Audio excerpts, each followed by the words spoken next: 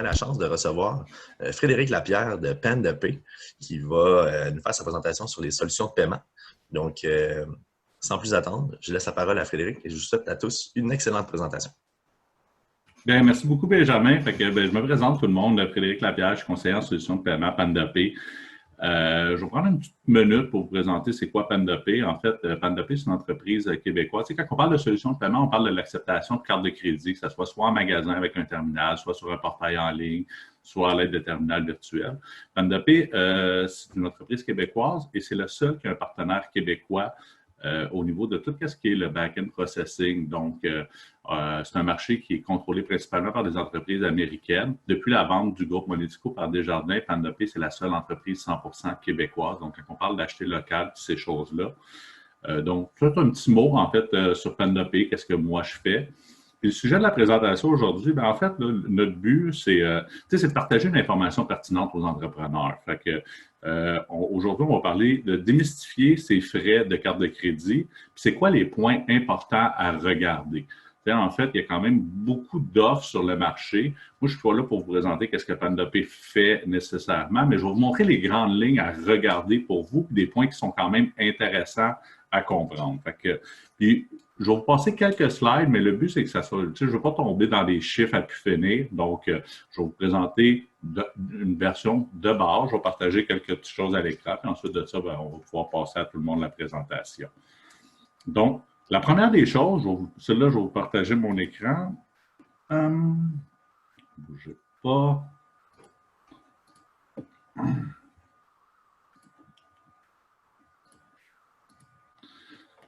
La première des choses, c'est que les taux sont réglementés. Ça, c'est une chose qui n'est pas souvent connue. C'est qu'en fait, là, ce que vous payez les marchands quand vous faites une transaction par carte de crédit que vos consommateurs achètent, l'argent s'en va à 3 places. Et ces 3 places-là, c'est réglementé, donc c'est des taux qui sont publics. C'est toujours intéressant à savoir parce que tu sais, souvent, on se demande, mais où est-ce que je paye? Où est-ce que ça s'en va? Pourquoi je paye tel pourcent? Pourquoi telle autre compagnie paye un autre pourcent? Donc, il faut comprendre que c'est réglementé et c'est ce qu'on va appeler l'interchange. Je ne vous ferai pas toutes les lignes, je vais vous montrer les plus grandes parties. La première partie qui s'en va dans une transaction, ça s'en va à Visa Mastercard. C'est la première ligne ici. Vous allez voir Visa, Canada Brand, 0,09 et Mastercard 0,08. Donc, Visa et Mastercard, pour avoir bâti le réseau, eux autres ne prêtent pas d'argent. Ce qu'ils font, c'est que pour avoir bâti le réseau, ils vont prendre cette partie-là. Si on descend un petit peu plus bas, vous allez voir, vous avez 4 cartes Visa, 4 cartes Mastercard. Pourquoi des taux différents? Bien, c'est pas compliqué. C'est que les banques émettrices de cartes de crédit, ils donnent des points aux consommateurs. Tu sais, les fameux retours, les Hermès ou les points voyage ou les 2 de remise. Bien, les banques ne font pas de réels cadeaux, en fait, aux détenteurs de cartes de crédit. Ce qu'ils font, c'est qu'ils vous assurent de vous charger plus cher pour que vous, en fait, vous donniez des cadeaux à leurs consommateurs. Donc, c'est pour ça que vous voyez des 1,42 jusqu'à 1,61 et ces choses-là. Donc, il y a 4 cartes Visa à gauche, 4 cartes Mastercard à droite. Pourquoi je vous le montre le COS et pourquoi c'est important de comprendre qu'il y a un COS qui est réglementé? C'est qu'en fait, tous les fournisseurs de services, que ce soit TD, Moneris, PenDePay, Name It, on a tous le même COS. Quand on va descendre dans la présentation, vous allez voir pourquoi c'est important.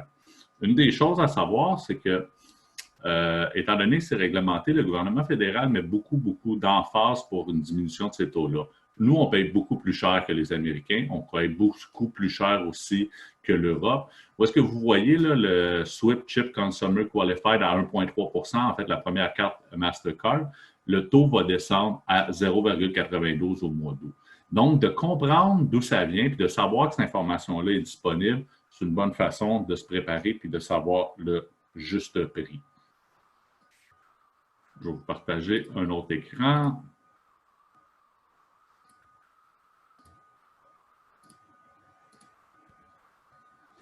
En fait, si on vous montre ici, c'est où les frais finalement finissent par aller. Vous voyez là, ben là j'ai mis évidemment le 16 de PenDePay, c'est que la première partie, c'est marqué les frais sont identiques pour tous les processeurs de paiement. Donc, le frais lié à la Mastercard, le frais lié à la banque émettrice de la carte de crédit. Puis ensuite de ça, ça va être la marge du processeur. Puis ce qui est vraiment important pour vous, c'est comment que votre fournisseur va vous présenter cette marge-là. En fait, ce qu'il faut comprendre, moi, je donne toujours comme exemple, tu sais, quand vous allez à l'épicerie, là, il y a juste un prix. C'est pas écrit une orange, elle coûte 30 cents pour le transport de la Floride vers le Canada, elle coûte 40 cents pour l'entrepôt. Jusque, tu sais, en fait, ce que vous voulez comme consommateur, c'est savoir le taux réglementé, puis en principe de ça, que votre fournisseur de services vous présente une marge.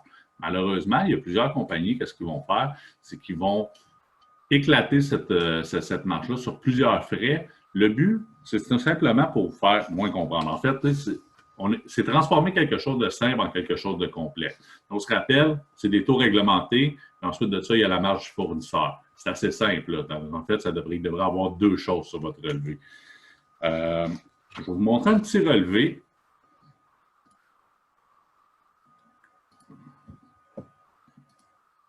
Est-ce que tout le monde voit bien? Est-ce que vous voyez une page qui est écrite escompte? Juste oui. Je vais vous montrer un exemple. Ce n'est pas important, c'est quel fournisseur. Là. Le but, ce n'est pas de faire mal à la compétition ou quoi que ce soit.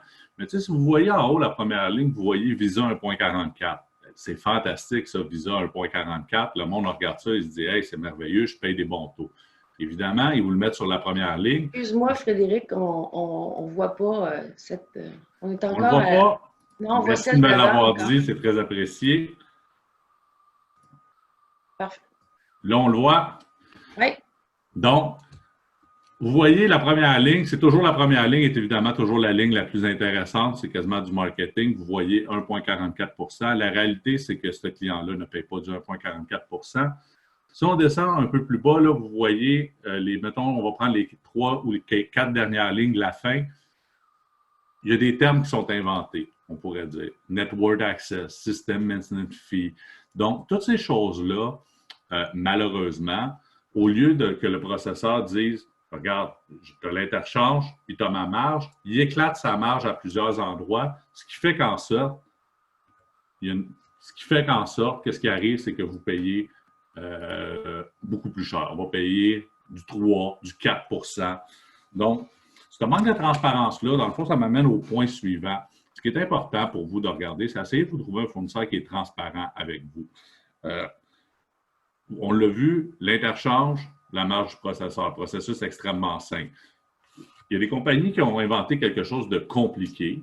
Puis le seul but, c'est qu'il n'y a personne qui prend quelque chose de simple pour le mettre compliqué pour le plaisir de la chose. Il y a toujours un but avoué en arrière. Puis le but, c'est très, très simple, c'est la rentabilisation et c'est de pouvoir vous augmenter sans que les gens puissent s'en rendre compte. Donc, la transparence est un point probablement crucial à regarder quand vous cherchez pour une solution de paiement. Donc, vous savez que l'interchange existe. Cherchez un fournisseur qui va vous présenter un modèle qui s'appelle le Cost Plus. Demandez-lui, est-ce que tu as un frais ou est-ce que tu as plusieurs frais dans ton relevé? Ça va vous aider beaucoup. L'autre point à regarder, si vous avez des solutions de paiement, est-ce que votre représentant vous parle principalement de terminaux ou il vous parle de taux?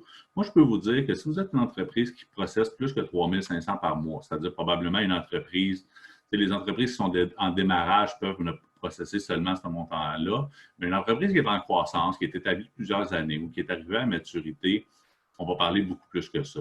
Donc, moi, je peux vous dire que la moyenne, c'est que 98 % de vos frais d'acceptation de carte de crédit vont provenir des taux.